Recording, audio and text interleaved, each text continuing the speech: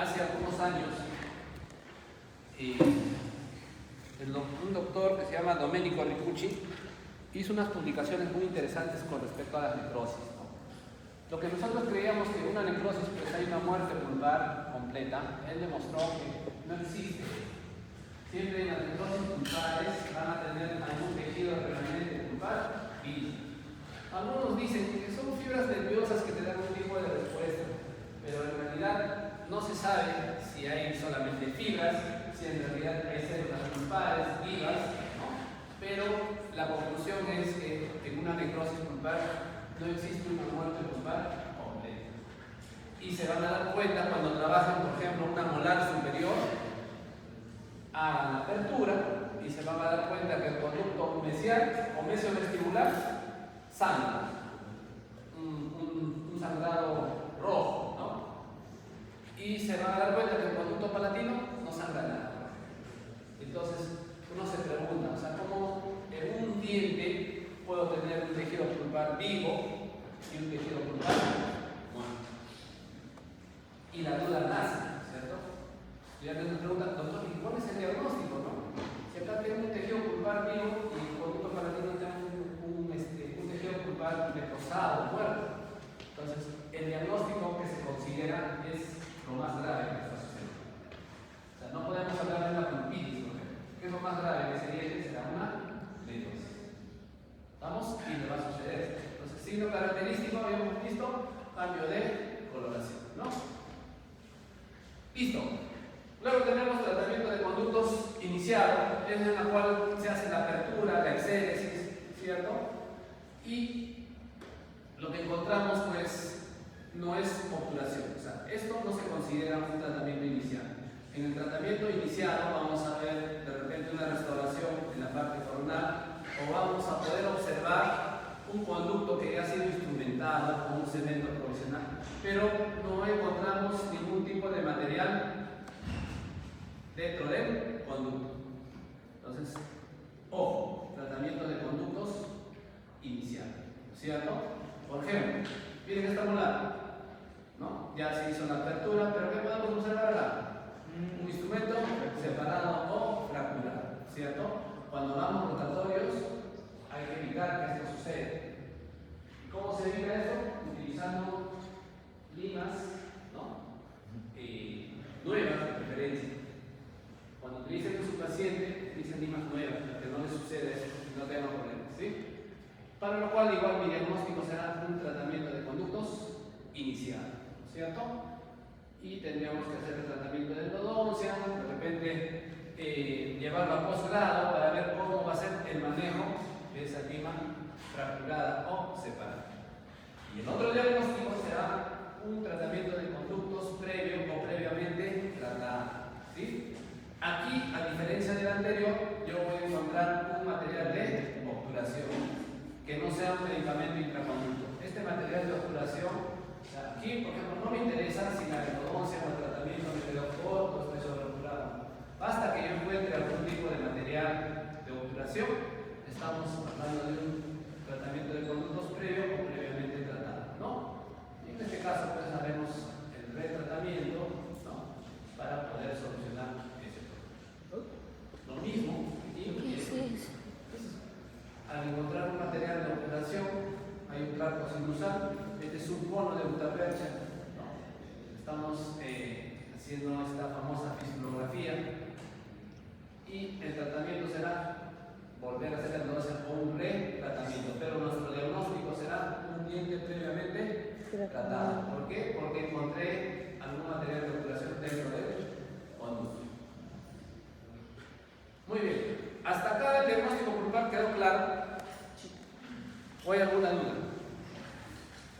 Yo creo que sí, ¿no? O sea, no hay, o sea, la forma sencilla es diagnosticar, utilizar un intervalo, aunque nada, ¿cierto? Lo que sí hay que aprender es los signos, ¿no? Porque si no los aprendemos, no, es el primer paso para poder diagnosticar de una forma correcta. Luego tenemos el diagnóstico apical, que es mucho más sencillo, porque ya conocemos el diagnóstico apical, ¿no es cierto? Tenemos los tejidos apicales sanos, normales, en la cual pues, todas las características, en este caso de erecía,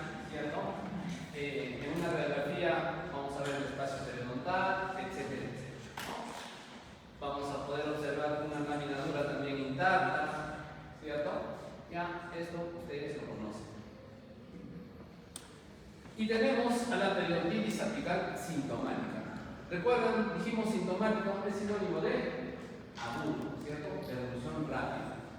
Es una inflamación, miren, del periodonto apical, produciendo los síntomas clínicos que incluyen dolor al morder, cuando el paciente mastica de repente, y puede o no haber un área radiolúcida, ¿no? En las periodontitis apicales sintomáticas, el dolor puede ser muchas veces espontáneo o severo, inclusive, ¿sí? Y por lo general puede estar asociado, ¿no?, a restauraciones antiguas. Miren esta corona que está desbordante. Puede estar asociado de repente también a un trauma de efusión. Entonces, en las periodontitis apicales sintomáticas, mucho ojo. ¿Por qué? Porque, por ejemplo, tú colocaste una corona, un dientecito, ¿no? Has tallado tu diente, después de haber preparado tu diente, hiciste tu sellado dentinario inmediato, o hiciste tu undercoating, creo que se llama, ¿no? Cuando no utilizan los adhesivos de esta marca de Kerr. Entonces, hiciste tu sellado dentinario inmediato, provisionalizaste, totalmente asintomático. Cementaste tu corona y después de una semana tu paciente viene con dolor. Y lo primero que van a pensar, y lo primero que su profesor de prótesis también le va a decir, como hemos tallado, hemos preparado, entonces hay que hacerle endodoncia. Y en realidad ese diente de repente no necesita. Entonces, ¿qué es lo que tendrás que hacer? Primero, ¿no?, fijarte si es una periodontitis apical sintomática de origen pulpar o de repente tiene un trauma de oclusión y simplemente los tejidos periodontales están afectados. Entonces, harás tu test de sensibilidad, ¿no?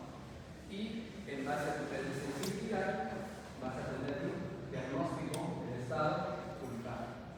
Y la pregunta sería, ¿el test de sensibilidad le podría hacer con la corona puesta o cementada? No, ¿no es cierto? Tendré que retirarla. Entonces, cuando tú retiras la corona, harás un estado o de alguna manera verás cómo se encuentra la pulpa dentaria, y si está en un estado irreversible, definitivamente te harás una endodoncia. Pero si está en un estado reversible, harás un ajuste oclusal, un ajuste de la oclusión, porque la corona de repente está muy alta, y con eso vas a solucionar. Entonces, no se apresuren a hacer el tratamiento de endodoncia clínica. Primero, diagnostiquemos para ver si amerita o no un tratamiento de endodoncia. A diferencia de la periodontitis apical asintomática, ¿no?, miren, donde aquí podemos observar un área de radiolúcida apical extensa, grande, ¿cierto? Entonces, ¿cómo determino yo radiográficamente, de la manera más fácil, entre una periodontitis apical sintomática y una periodontitis apical asintomática? El área radiolúcida. Recuerden, todo lo que es agudo o sintomático de evolución rápida. Radiográficamente se podrá observar algo, generalmente no, ¿cierto?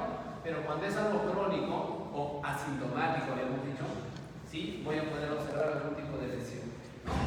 Entonces, aquí básicamente lo que nos ayuda para determinar cuál de los dos es, básicamente la radiografía.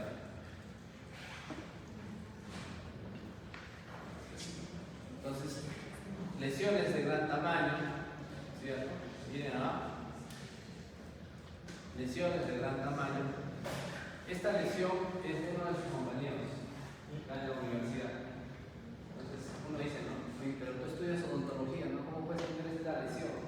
¿Cómo puede haber sobrevivido tantos años?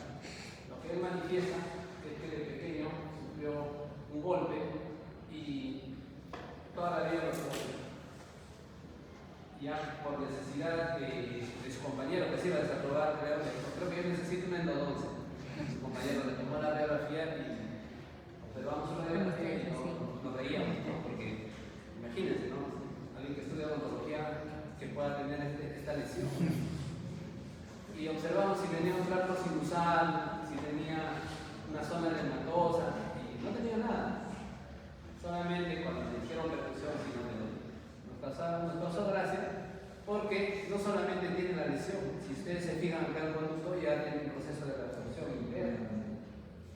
Y las reabsorciones internas, a veces cuando no tienen buen manejo, el pronóstico no es muy favorable.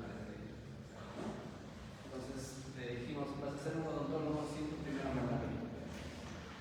Bueno, no se entiende. Lesión, miren, una lesión. Estamos hablando de una peritonitis apical asintomática, recuerden, ¿no? Asintomática. Hacemos tratamiento de conductos, lo mismo acá, tiene una lesión de gran tamaño, tratamiento de conductos, y luego tenemos el absceso apical agudo. El absceso apical agudo es aquel en el que el paciente viene pues con la cara hinchada, ¿no es cierto? Recuerden, todo lo que es agudo es evolución rápida. El paciente viene con malestar, fiebre, etc. O en algunos casos como esta imagen, en la cual los incisivos laterales, ¿no?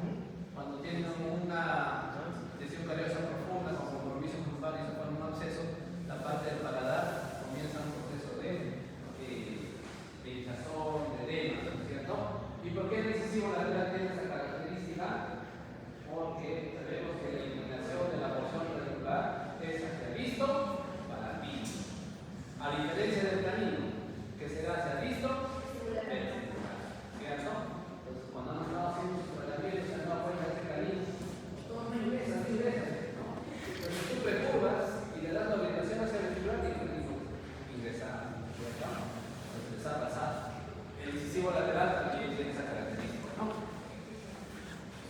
Y en este absceso, cuando nosotros hacemos, pues, ¿no? La apertura, a veces comienza a drenar, ¿no? Hay un drenaje, hay un exudado purulento, ¿no? Miren, ahí está, ¿no? Colocas la lima, retiras la lima y comienza a drenar, ¿no? Un momento va a haber esos pacientes. Y aquí, lo que tenemos que hacer, adelantándonos ya al procedimiento, una vez que está drenando, hay que irrigar con bastante. ¿Qué utilizaremos para la irrigación? ¿Suero o hipoclorito? Suero, ¿no es cierto? Yo tengo que estimular que todo esto comience a drenar. Y una vez que ya deja de drenar, utilizamos hipoclorito, ¿cierto? ¿No? Tienen varios accesos apicales, ¿no? Y esto lo habíamos visto también en esta paciente, ¿no? Que vino con la cara hinchada, ¿no es cierto? A la cual tuvimos que hacer la apertura y dijimos el momento ideal para la operación es cuando el irrigante está transparente entre los conductos. Podemos dejar medicación intraconducto también, ¿cierto? Cemento provisional y posteriormente evaluar para hacer la obturación final, ¿cierto? Luego tenemos, ya para terminar, hasta poco, el absceso apical crónico, cuya característica es el tracto sinusal, ¿cierto? O sinuoso. Tracto sinuoso. Entonces, tenemos, miren, absceso apical agudo, absceso apical crónico. La diferencia será, una tiene tracto sinuoso y la otra generalmente es la zona edematosa. ¿Sí? Muy bien. Y en el absceso apical crónico, pues, ¿no? El signo característico será tracto sinuoso. Se olviden. Así como necrosis, el signo característico es cambio de coloración. En el absceso apical crónico, el signo característico será tracto sinuoso, ¿no? Y ese tracto sinuoso hay que evaluarlo, hay que hacer tratamiento de conductos para que posteriormente comience un proceso de cicatrización. Y finalmente tenemos a la osteitis condensante, ¿no? La osteitis condensante se considera algún tipo de respuesta frente a un ataque gradual por inflamación bacteriana. ¿Qué quiere decir, no? Va a ser un proceso inflamatorio crónico, por ejemplo, y que por lo general se da en piezas de pacientes jóvenes, ¿no? Por ejemplo, acá tenemos la restauración, ¿no? ¿Y qué hace la pulpa, no? Le inicia los tejidos apicales, ¿no? En este caso los fibroblastos del ligamento periodontal dicen, oye, han hecho una restauración y de repente esa restauración va a comenzar un proceso de filtración. Entonces, ¿qué tienes que hacer? Comienza a engrosar, ¿no? Y se forma la osteitis. Puede darse en premolares también. Generalmente está asociado a algún tipo de restauración. Miren, ¿no? como que si el dientecito se preparara, o en este caso, mejor dicho, el tejido óseo apical se prepara para recibir algún tipo de contaminación, se engrosa, ¿no? Y que las osteitis hay que controlarlas, ¿no? Miren acá esta osteitis. ¿Por qué? Alguien me preguntará, doctor, ¿y las osteitis pueden llevarme a un tratamiento de endodoncia? Sí. ¿Pueden quedar así todo el tiempo? Sí. Las osteitis, cuando tú haces una evaluación al test de sensibilidad al frío, al calor, por ejemplo, a veces sí, a veces no. A veces te da una respuesta, a veces no te dan ningún tipo de respuesta. Entonces, ¿qué recomiendan acá los autores, ¿no? O perdón, los clínicos? Recomiendan solamente un seguimiento y cuando el paciente presente sintomatología hay que hacer el tratamiento. Y recordemos que los conductos radiculares nunca comienzan una calcificación en sentido ápico-coronal. Siempre la calcificación es en sentido corono-apical. ¿Qué quiere decir? Que cuando tú ingresas en el tercio cervical, tercio medio con una lima, al tercio apical también tienes que llegar, ¿no?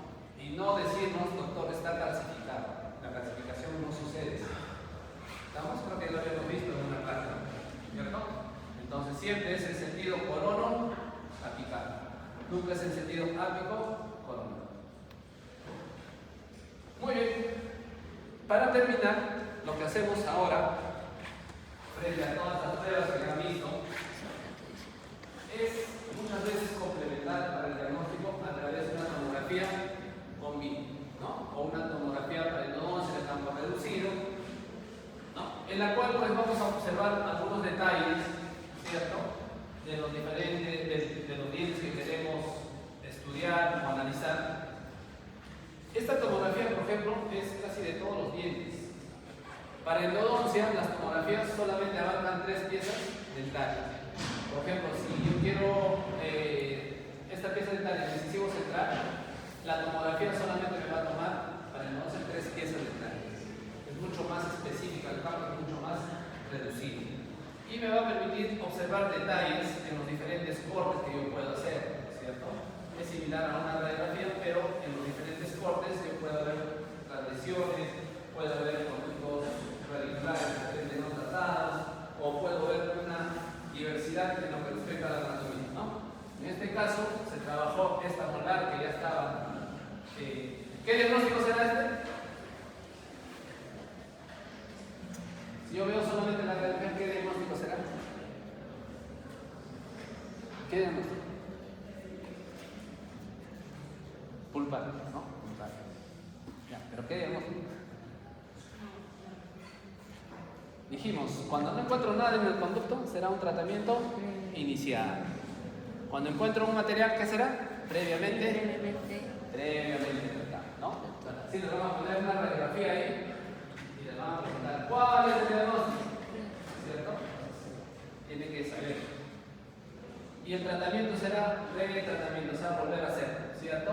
Se termina, se hace un control, pero miren, esta paciente a los 6 meses presenta un tracto sinuoso por palatino. Y si tú tomas la radiografía, parece que se va hasta el seno paranasal, ¿cierto? Entonces, ¿haremos otro retratamiento? No. Ya acá tendrá que ser vía quirúrgica, ¿no? Complementar. Porque tu tratamiento de endodoncia, ¿no? Lo has realizado de la mejor manera y ya tendríamos que hacer ya una parte quirúrgica. Entonces, cuando tengan pacientes que tienen lesiones de amplio, no demasiado grandes, hay que evaluar si solamente con el tratamiento de endodoncia va a ser suficiente. Y si no, tendríamos que complementarlo haciendo una cirugía apical, para lo cual sus compañeros de seguridad de posgrado son unos problemas haciendo cirugía. Entonces, lo pueden derivar y ustedes también pueden asistir ahí, ¿cierto? Para que hagan su cirugía. Muy bien, preguntas. ¿Preguntas? ¿Todo quedó claro? ¿O nada quedó claro? ¿Cierto?